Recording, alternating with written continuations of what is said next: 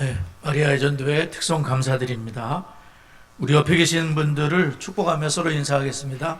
사랑합니다. 축복합니다. 감사합니다.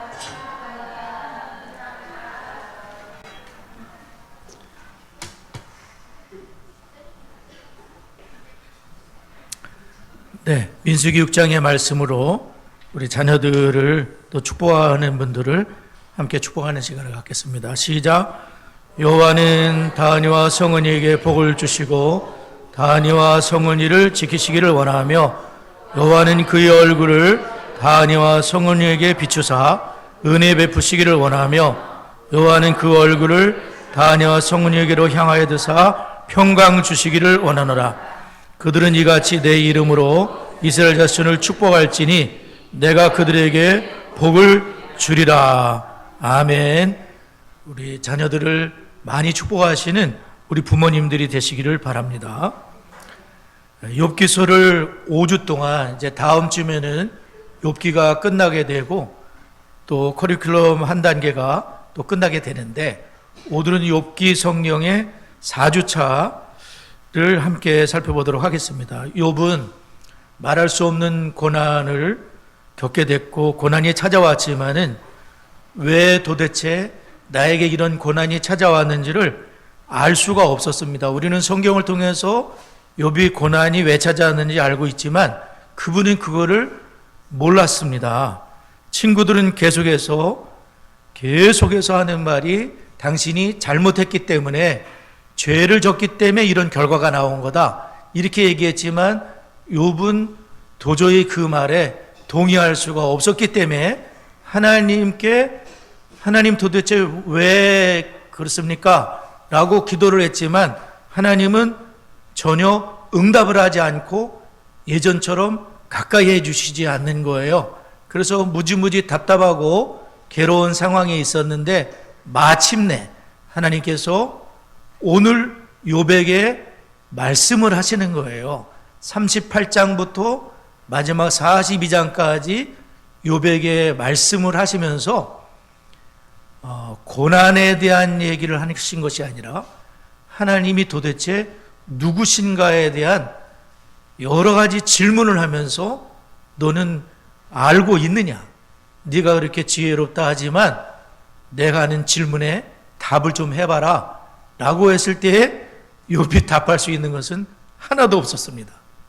욥이 굉장히 신앙의 사람이고 총명하신 분이었지만 하나님의 그 근본적인 것을 물어봤을 때에는 하나도 답을 할 수 없었고 그 위대하신 하나님 앞에 무릎을 꿇을 수밖에 없는 나는 참 무지한 자였었구나.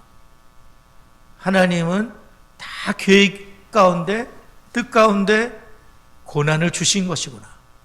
나는 이제 하나님을 귀로만 들었었는데 하나님을 눈으로 보는 하나님은 정말 위대하신 하나님인 것을 고백할 수밖에 없는 욥을 딱 무릎 꿇게 만드시는 그런 하나님의 모습을 저희들이 보게 됩니다. 그래서 이번 주는 38장과 39장을 우리가 살펴보겠는데요. 첫 번째는 하나님의 그 무한한 힘과 비교를 하면 우리는 참 무능력한 존재들이다. 그것을 알게 됩니다. 1절에서 3절을 다시 한번 읽어보도록 하겠습니다. 시작.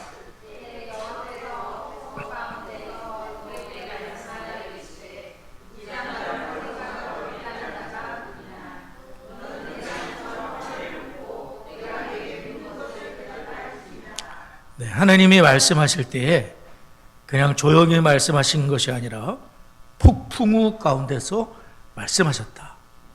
하나님이 이렇게 하신 이유는 하나님이 얼마나 대단하신 존재인가. 하나님은 폭풍 속에서 폭풍과 함께 하나님이 욥에게 말씀하시는 것은 사람들로 하여금 욥으로 하여금 하나님은 위대한 분이신 것을 그 폭풍 어마어마한 그 권능으로 하나님이 임하신 것을 알 수가 있어요. 이렇게 말씀하지 않으면 사람들은 들으려고 하지 않아요.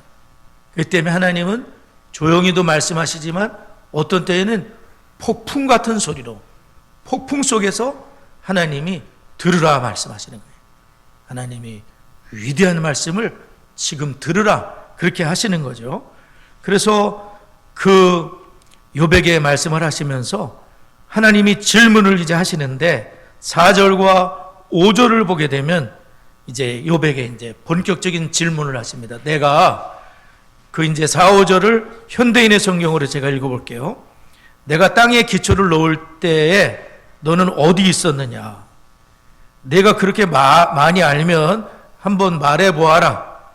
누가 그 크기를 정하였으며 누가 그 위에 측량줄을 대어 보았는지 너는 알고 있느냐? 그러니까 하나님은 지금 창조에 대해서 말씀하시는데 창조를 건축으로 말씀하시는 거예요. 그래서 하나님은 지금 기초를 놓았다. 이 건축을 할 때에도 이 기초 공사를 하거든요. 기초를 하고 이제 측량을 하지 않습니까? 그럴 때 하나님은 지금 측량줄을 대어 보았다. 전 우주와 세계를 만들 때에 이것은 우연이 된 것이 아니라 하나님이라는 존재가 측량줄을 대고 주초를 놓고 치밀한 계획 속에서 질서 가운데 온 세상과 만물을 만드신 것을 하나님은 질문을 하는 거예요. 너는 어떻게 그것이 이루어졌는지 알고 있느냐? 물론 욥은 하나도 모르죠. 근데 만드신 분은 알고 있어요. 이게 언제 처음부터 어떻게 시작됐는지 하나님은 알고 있는 거예요. 그래서 창조는 굉장히 우연이 된 게 아니에요. 세상에 나가면 우연이 됐다, 폭발 속에 됐다, 뭐 어떻게 진화의 과정을 쳤다, 뚱딴지 같은 소리를 하지만 하나님의 말씀은 뭐냐면은 태초에 하나님이 천지를 창조하셨는데 하나님은 그냥 무턱대고 만드신 것이 아니라 설계도를 가지시고 계획을 가지시고 그리고 질서정연하게 첫째 날에는 뭘 만들 건지, 둘째 날, 셋째 날, 넷째 날, 다섯째 날, 여섯째 날까지 창조의 모든 것이 완성되었기 때문에 일곱째 날 안식하시니라.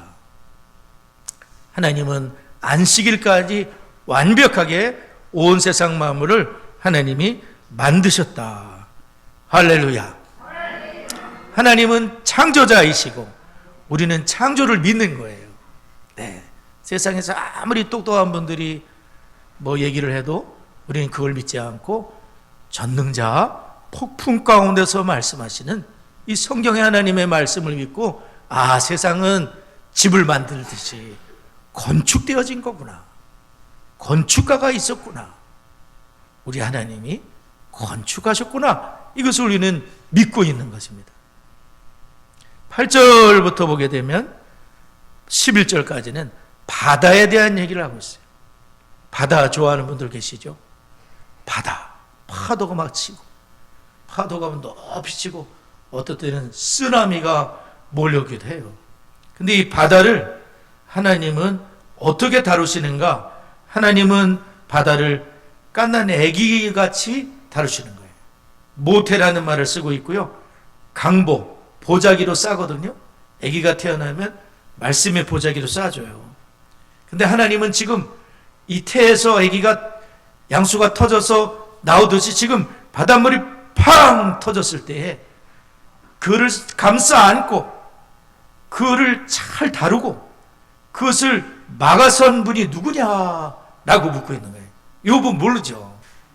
하나님은 본인이 하셨기 때문에 보자기를 싸듯이 바닷물을 다 싸서 다루시고 바닷물을 여기까지만 너는 넘어와야 돼 경계를 정하신 분이 하나님이라는 거예요.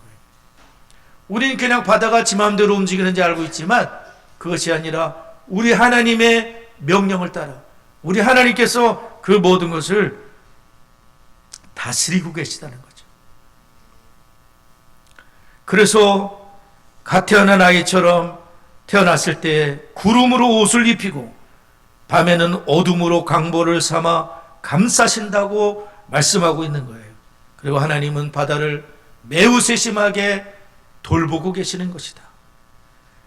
하나님의 이 바다를 돌보심에 대해서 살았고 거센 파도가 치는 바다라 할지라도 하나님은 갓난아기처럼 다루고 계시는 부모와 같은 분이신다. 갓난아기는 부모의 손에 있잖아요. 네. 하나님은 또한 바다의 성난 바다를 이 경계를 정하여 주셨다 그랬어요. 시편 104편 9절에도 나오거든요. 주께서 물의 경계를 정하여 넘치지 못하게 하시며 다시 돌아와 땅을 덮지 못하게 하셨나이다. 만약에 바닷물이 쓰나미처럼 계속 넘치게 되면은 못 살지요. 물천지가 되지요. 댐이 막 무너지지요. 그러나 우리가 이렇게 안전하게 살 수 있는 것은 주 하나님께서 다 붙잡고 거기까지만 넘어가야 돼. 너 더 넘어가면 안 돼. 내 사랑하는 자녀들 덮치면 안 돼. 하나님이 막아주시는 거죠. 예레미야 5장 22절에서도 여호와의 말씀이니라 너희가 나를 두려워하지 아니하느냐 내 앞에서 떨지 아니하겠느냐 내가 모래를 두어 바다의 한계를 삼되 그것으로 영원한 한계를 삼고 지나치지 못하게 하였으므로 파도가 거세게 이나 그것을 이기지 못하며 뛰노나 그것을 넘지 못하느니라. 하나님이 모래사장을 두어서 거기 이상 넘치면 안 돼. 하나님이 경계를 정해놓으신, 태초에 정해놓으신 거예요. 그래서 우리가 바다 보면서도 넘칠 걱정을 하지 않아도 된다는 거죠. 하나님이 이 바다의 경계를 정하셨을 뿐만 아니라 거센 풍랑이 일 때에도 하나님이 그 거센 파도를 다스리신 거죠. 바다를 만드신 하나님이 홍해를 가르신 거 알고 계시죠? 홍해를 쫙 가르시니까 그 홍해바다, 그 성지가 좋다 이런 데 보게 되면 홍해바다라는 데 나오거든요. 저도 가서 이렇게 보았지만 굉장하게 깊고 넓습니다. 여기를 어떻게 건넜을까 생각이 됩니다. 근데 하나님께서 바닷물을 물러가게 하시고 200만 명이 어린애 노인까지 다 건너동안 하나님이 그 물살을 다 잡고 계셨던 거잖아요. 붙잡고서 넘치면 안 된다. 그 기둥을 하나님이 붙잡고 계셨어요.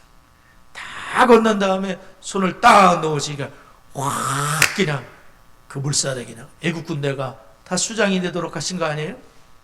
우리 하나님이 바다를 만드셨기 때문에 그 거센 물살을 나누기도 하시고 합쳐지기도 하시고 우리 하나님께서 그렇게 하셨다는 거예요.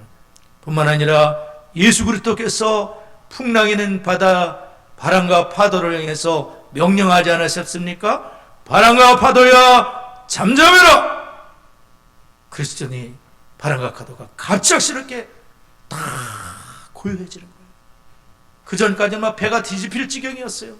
이제는 죽었구나 했는데 우리 주님의 말씀 한마디에 모든 것이 평정되는 거예요. 셔터마우스 딱 그러니까 바람과 파도가 예! 거기서 딱 순종하는. 원래는 갑작스럽게 잠잠해지면 안 돼요. 자연적으로는 천천히 잠잠해지는 게 맞아요. 근데 주님이 명령이기 때문에 즉시 순종하는 거예요. 자연들이 순종하는 거죠. 창조주께 예수 그리스도께 순종하는 거 아닙니까? 욥의 고난에 대해서는 어떻게 생각할 수 있을까요? 욥은 전혀 몰랐지만 우리 하나님은 근본부터 알고 계시고 고난의 한계도 알고 계시고 또한 욥의 고난도 경계를 지어주시지 않았습니까? 너는 그의 몸에 손을 대면 안 된다. 그러니까 그의 생명에는 손대지 말라. 병까지 줄 수는 있어. 모든 걸 가져가도 있지만 죽여서는 안 돼. 마귀에게 하나님 사탄에게 그렇게 하시니까 사탄이 죽일 수는 없었어요. 욥이 죽지 않았잖아. 우리 하나님이 고난도 경계를 정해주시고 또 고난도 풍랑을 잠잠케 하듯이 즉시 잠잠케 할 수 있는 분도 하나님이라는 거예요. 고난도 우리가 적용할 수가 있는 거죠. 고난에 대한 얘기는 안 했지만 하나님이 이런 분이시라면 우리는 이 하나님께 맡길 수가 있는 거죠. 저는 이 말씀을 이렇게 보면서 참 이렇게 강보도 나오고 바다를 강보로 쌓고 모태로 비유를 하고 그러면 이 말씀이 굉장히 문학적이라는 걸 알 수 있어요. 그러므로 여러분, 우리는 이 성경 말씀을 사랑해야 돼요. 이 성경의 표현들이 참 놀라운데 제가 이사야 18장 4절을 한번 읽어드릴게요. 이사야 18장 4절의 말씀인데 여호와께서 내게 이르시되 내가 나의 처소에서 조용히 감찰함이 쬐이는 일광 같고 가을 더위에 운무 같도다.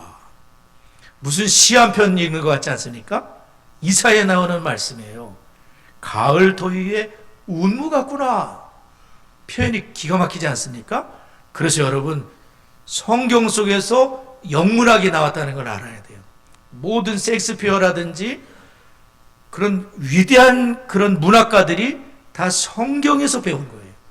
성경을 사랑하는 분들은 문학가도 될 수 있어요. 역사가도 될 수 있어요. 시인도 될 수 있어요. 위대한 철학자도 될 수 있어요.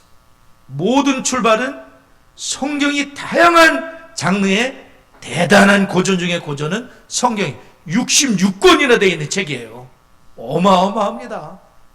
권수로 말하면 66권의 고전 중 고전이고 대단한 문학이 성경 속에 있다는 거예요. 존 버년이 철로역정이라는 제2의 성경과 같은 책을 썼잖아요.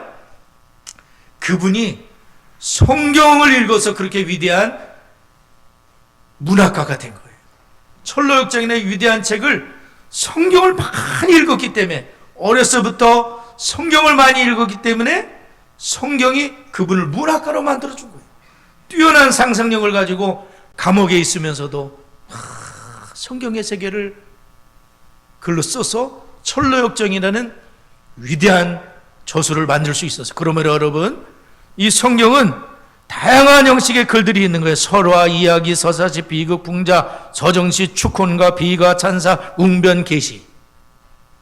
어마어마한 문장과 그 아름다운 단어와 비유와 표현들이 있었기 때문에 이 말씀을 사랑하는 분들은 다 지혜로운 사람이 되는 거예요. 우리 어린 친구들, 우리 학생들, 우리 청년들이 말씀을 읽고 소리내서 읽고 사랑하고 깨알 같은 글씨를 어려서부터 읽는다면 하나님이 그분을 위대한 하나님의 사람으로 만들어줄 수가 있어요. 성경을 사랑해야 되는 거죠.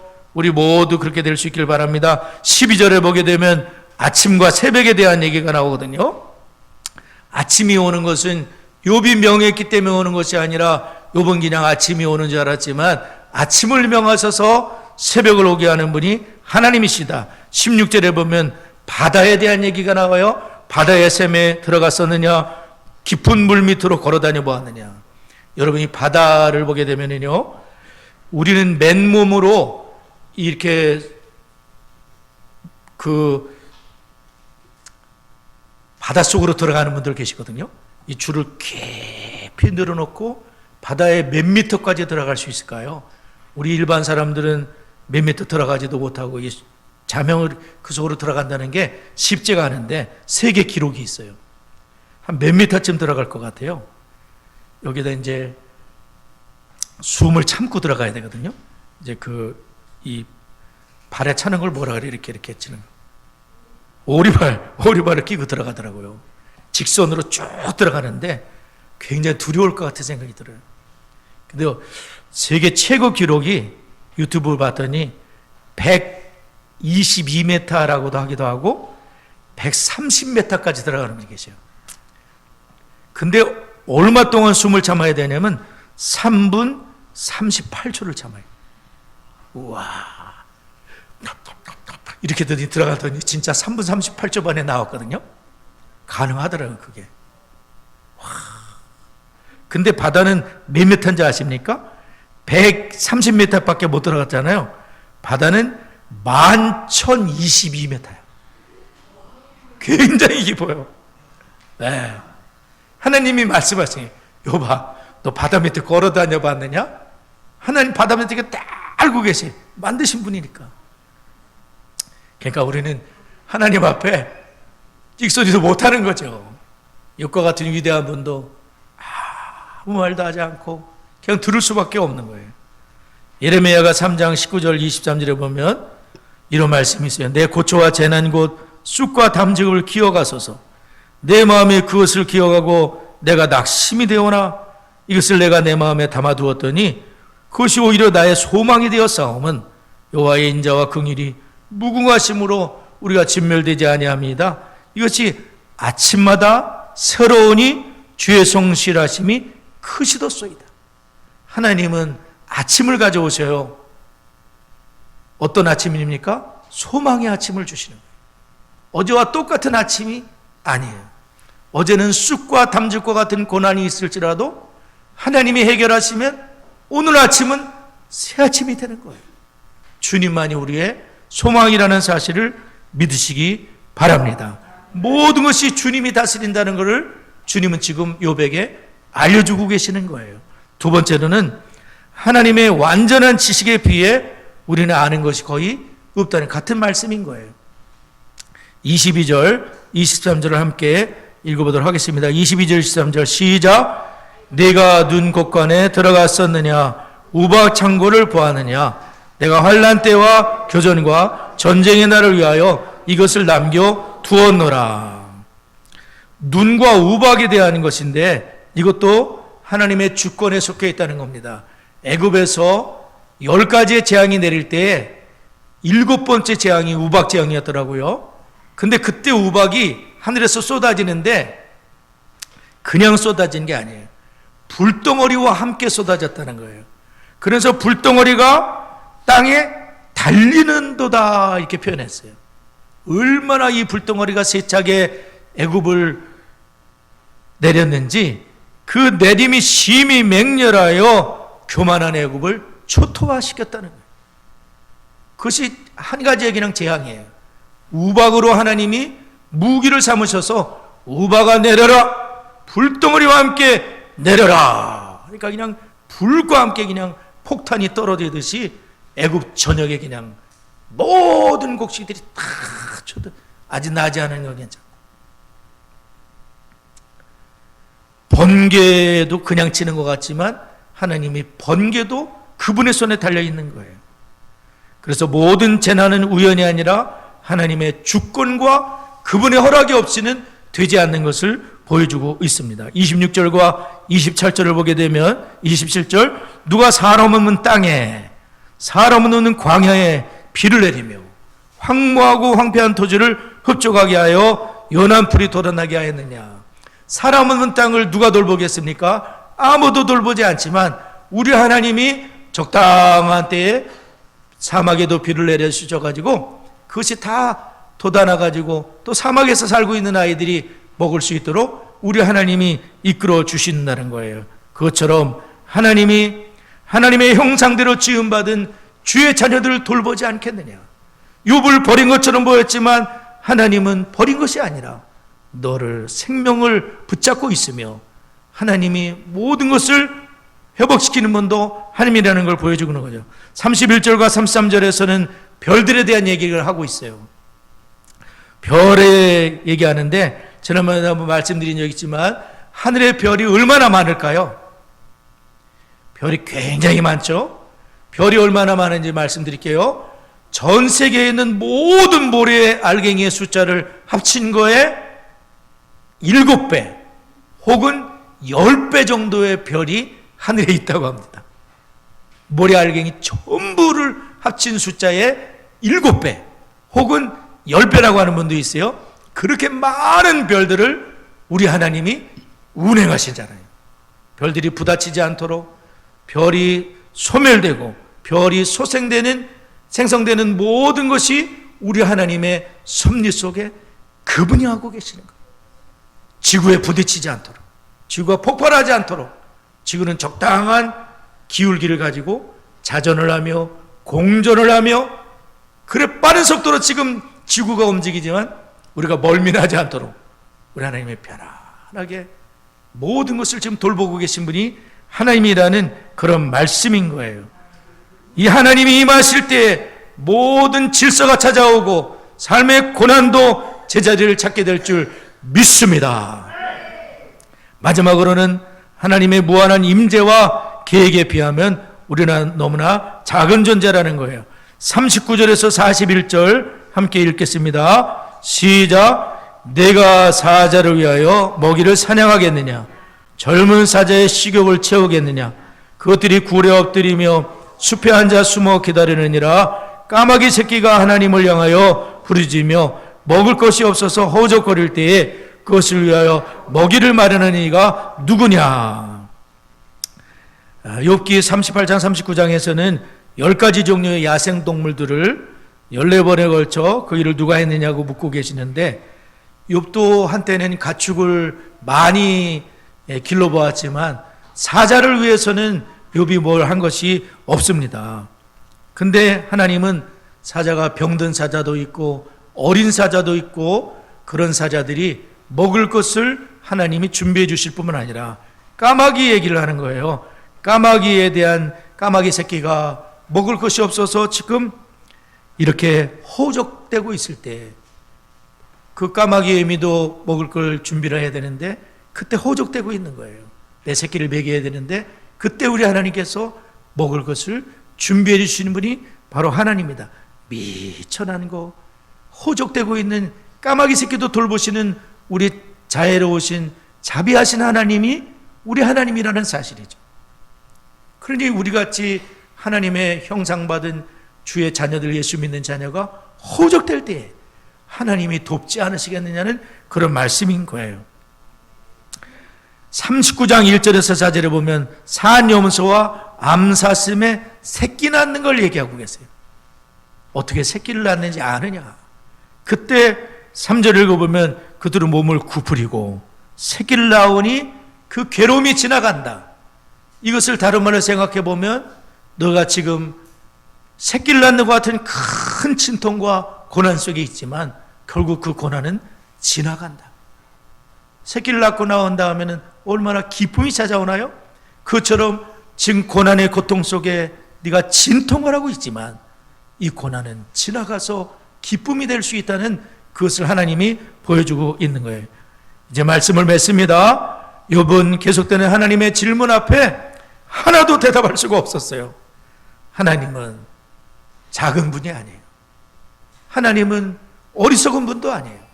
괜히 고난을 주는 분도 아니고 하나님은 크신 분이고 위대한 분이고 고난을 주신 분도 고난을 끝낼 분도 고난을 견디게 할 분도 하나님이시라는 것을, 전능자라는 것을 하나님은 지금 보여주고 계시는데, 이 주님께서 저와 여러분을, 아니 까마귀 새끼도 돌보시는 하나님이, 바다를 돌보시는 하나님이 우리를 돌보지 않으시겠습니까?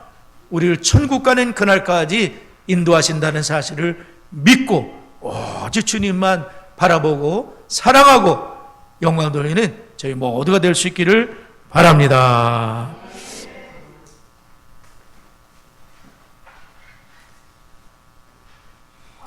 우리 좋으신 하나님 찬양하며 잠시 기도하도록 하겠습니다.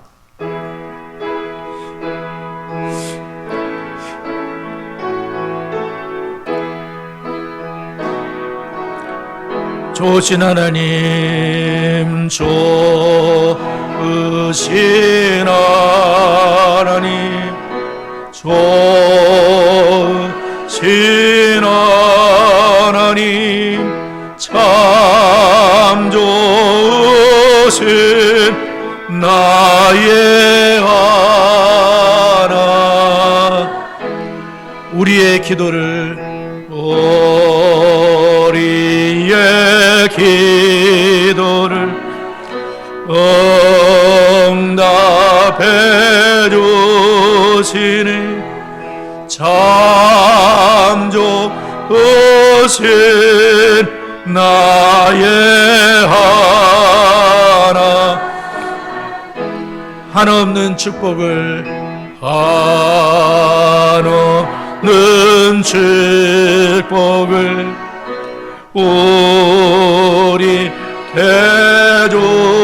대주시는 참 좋으신 나의 하나님. 두 가지 먼저 기도합니다. 천지 만물을 창조하시고 운행하시며 돌보시는 지혜로우신 하나님께 영광을 돌리며 오직 그 하나님만을 신뢰하는 성도가 되게 해주시옵소서. D6를 통해서 부모된 내가 먼저 주님의 제자가 되고 가정에서 순교자로 내 자녀를 주님의 제자로 삼는 은혜를 아버지 베풀어 주시옵소서. 다 같이 합심하여 기도합니다. 하나님 아버지 감사합니다. 천지와 만물을 하나님이 창조하셨습니다. 하나님이 운행하십니다. 하나님이 지혜로 돌보십니다. 하나님께만 영광을 돌리는 저희가 되게 해 주옵소서. 오직 그 하나님만을 신뢰하는 성도가 되게 하여 주옵소서. 디시스를 통하여 부모된 저희가 먼저 주님의 제자가 되게 하여 주시고 가정에서 순교적인 자세로 내 자녀를 주님의 제자로 삼는 하나님의 사람이 될 수 있도록 아버지 하나님 인도하여 주옵소서. 세 번째, 네 번째 기도합니다.